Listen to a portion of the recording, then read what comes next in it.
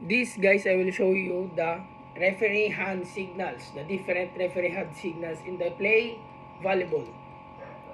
Okay?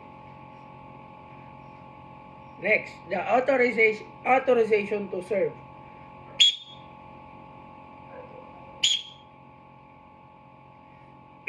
Next, the team to serve.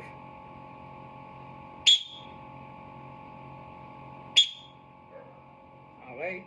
Next, we have the change of courts.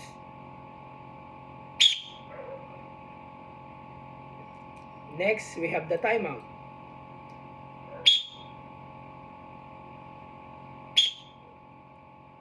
Okay. Next, we have the substitution. Okay. Next, the misconduct warning.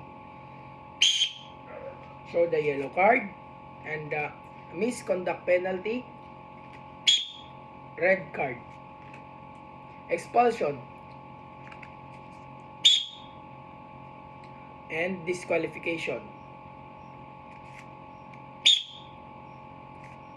Next, end of the game.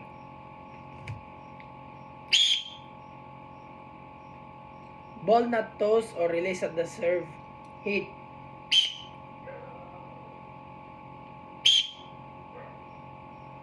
Okay. Delay in service.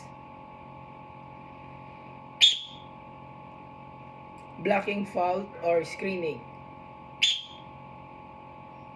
Or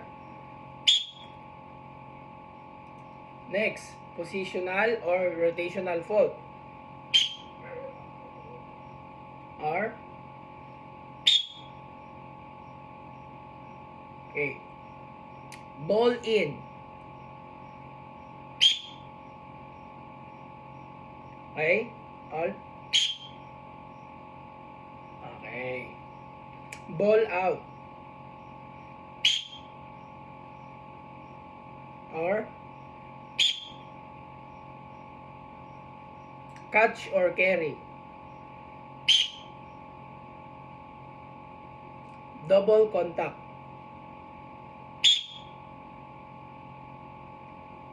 Four hits. Okay. Net violation.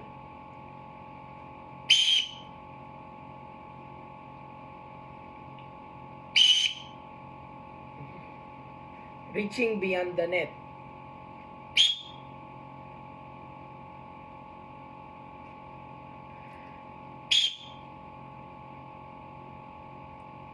Attack, hit, fault.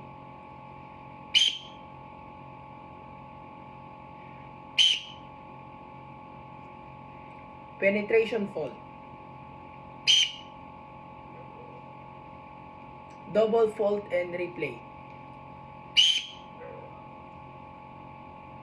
Ball touch.